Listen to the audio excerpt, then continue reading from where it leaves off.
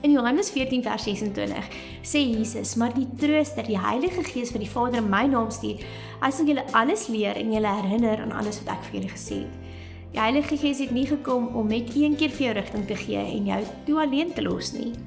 Hy wil 'n vriend vir jou wees. Hy is hier om elke dag saam met jou te stap. 2 Korintiërs 13 sê vir ons dat ons gemeenskap van die Heilige Gees kan lewe en dit beteken 'n lewende daaglikse verhouding met hom. Nie iets ver nie, maar iets naby en persoonlik. Hy stap saam met jou in die goeie dae. Hy lei jou om reg te lewe en gehoorsaam aan God wees. Hy stap ook saam met jou in die moeilike oomblikke wanneer jy moeg, onseker of alleen voel. Hy praat met jou, hy lei jou, hy troos jou, hy herinner jou aan God se waarheid wanneer die wêreld se stemme net te hard raak. Vriendskap met die Heilige Gees is nie net vir 'n Sondagdiensbelewenis nie. Dis 'n daaglikse verhouding vir elke dag geleentheid.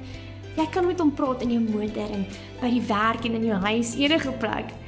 Die vraag is, hanteer jy die Heilige Gees soos 'n kennis of soos 'n vriend?